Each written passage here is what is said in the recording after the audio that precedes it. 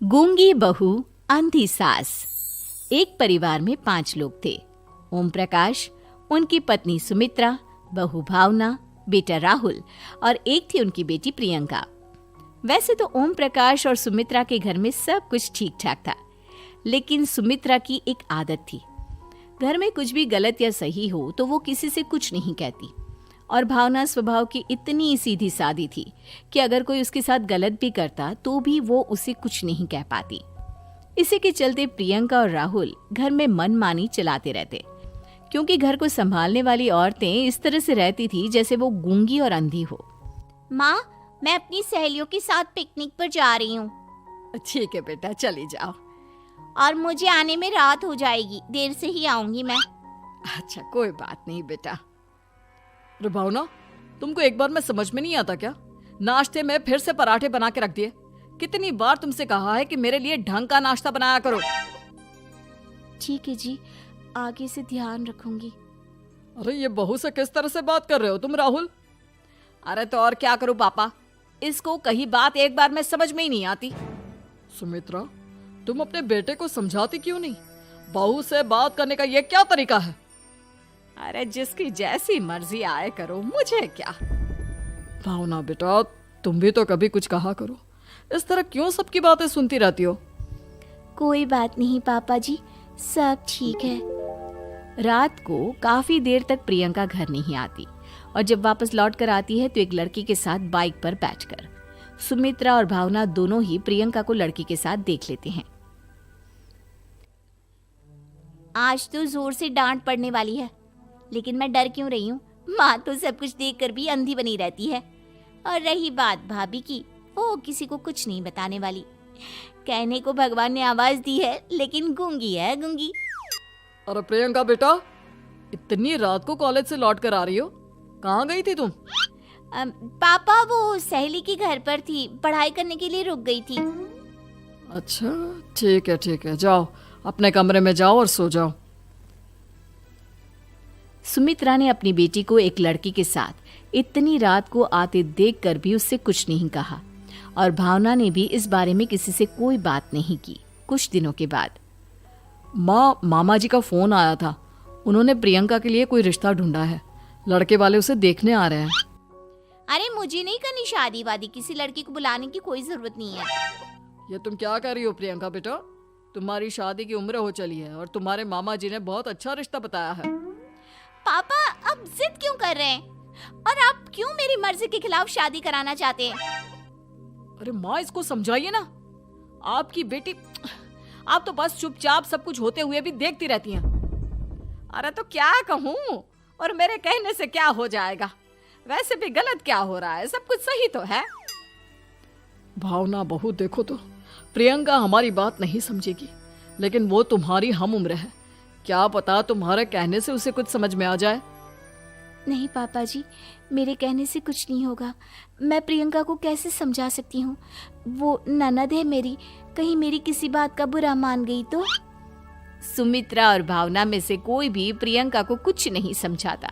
इस बात से राहुल और ओम प्रकाश जी दोनों ही परेशान हो जाते हैं। और फिर जब लड़का प्रियंका को देखने के लिए आता है, मुझे आपकी बेटी बहुत पसंद है, मैं उसके साथ शादी करने के लिए तैयार हूँ। देखो, मुझे तुमसे शादी नहीं करनी, और ये बात जितनी जल्दी समझ में आ जाए अच्छा रहेगा। अरे तो फिर आप लोगों ने मुझे यहाँ बुलाया ही क्यों? माफ कर दो बेटा, वो हमारी बेटी जरा गुस्से में है, हम उसे समझाने की कोशिश करते हैं। हाँ, देखिए आप नाराज मत होइए, वो तो उसने बस ऐसे ही कह दिया होगा। अरे कोई ऐसे ही कुछ कहता है क्या? और ये आपकी पत्नी और माँ, ये दोनों इस तरह चुपचाप क्यों बैठे हैं, जैसे इस घर के मेंबर ही ना हो? आपके घर में सब कुछ ठीक तो है ना? अरे सब कुछ ठीक है बेटा। सुमित्रा, समझाओ ना अपनी बेटी को। अरे क्या समझाऊं, क्या होगा समझाने से? सब ठीक ही तो हो रहा है, गलत क्या हो रहा है? भावना, प्रियंका को अंदर लेकर जाओ और उससे समझाओ कि कितना अच्छा रिश्ता है। इतना अच्छा लड़का है, इस तरह से बिहेव ना करे। नहीं जी, मैं किसी से कुछ नहीं कह सकती जी। अरे अजीब परिवार है, मुझे तो यहाँ से निकलना पड़ेगा। इस तरह से तो आपकी बेटी की शादी किसी से नहीं हो सकती। जिसके घर की औरतें गूंगी और अंधी बनकर बैठ जाए, उस घर का कुछ नहीं हो सकता। ओम प्रकाश और राहुल सुमित्रा और भावना की हरकतों की वजह से बहुत परेशान हो जाते हैं। एक दिन वो दोनों आपस में बात करते हैं। पापा, समझ में नहीं आता कि भावना और माँ को कैसे समझाया जाए। सही कहते हो बेटा, तुम और मैं काम के सिलसिले में सारा दिन घर के बाहर रहते हैं और घर की दोनों औरतें जिन्हें सारा घर संभालना चाहिए गूंगी और अंधी बनकर बैठी हैं। पापा आप ही बताइए इसका क्या उपाय है। मेरी तो कुछ समझ में नहीं आता बेटा, लेकिन हमें कुछ तो करना पड़ेगा क्योंकि इन सब की वजह से प्रियंका बहुत ज्यादा बिगड़ती जा रही है। तुमने देखा उसे किस तरह से बिहेव किया था। अरे लेकिन पापा हम करेंगे क्या? हमें एक नाटक करना होगा। कुछ दिनों के लिए हम भी गूंगे और बहरे बन जाते हैं, उसके बाद इन दोनों औरतों को अकल आएगी। हाँ पापा, शायद आपकी बात ठीक है।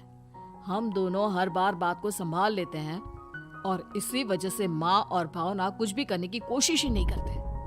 और फिर अगले दिन, भावना, नाश्ते में क्या बनाया है? जी पराठे बनाए हैं। मेरे लिए पोहा बना दो। अच्छा जी ठीक है, अभी बना देती हूँ जी। बहू, नाश्ते में क्या बनाया है? पापा जी पराठे हैं और पोहे बन रहे हैं। अरे बहू, मुझे तो उपमा खाने का मन था, मेरे लिए उपमा बना दो। ठीक है पापा जी, अभी बना देती हूँ।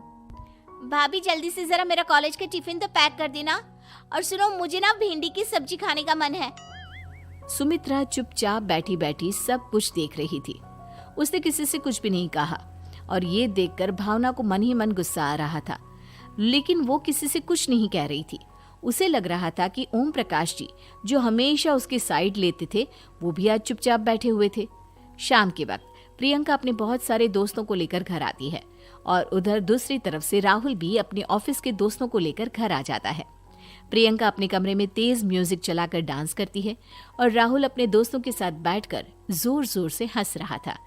प्रियंका और राहुल मिलकर पूरे घर को अस्त व्यस्त कर देते हैं, लेकिन भावना उनसे कोई शिकायत नहीं करती और सुमित्रा जी भी चुपचाप बैठी रहती है।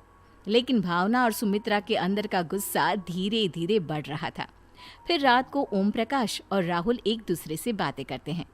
पापा, हमने इतना कुछ किया फिर भी भावना कुछ बोलती ही नहीं और माँ भी कुछ गलत करने से किसी को रोकती ही नहीं। तुम चिंता मत करो बेटा, इन दोनों के अंदर का गुस्सा भर रहा है और बहुत जल्दी बाहर आने वाला है। अगले दिन, अरे बहू, ये कपड़े धुले हैं या गंदे हैं? पापा जी कपड़े तो मैंने धोकर ही आपकी अलमारी में रखे थे। मुझे तो साफ नहीं लग रहे, एक बार और धो देना। प्रियंका, मैं सोच रहा था कि तुम्हें उस लड़के से शादी नहीं करनी है ना, मत करो।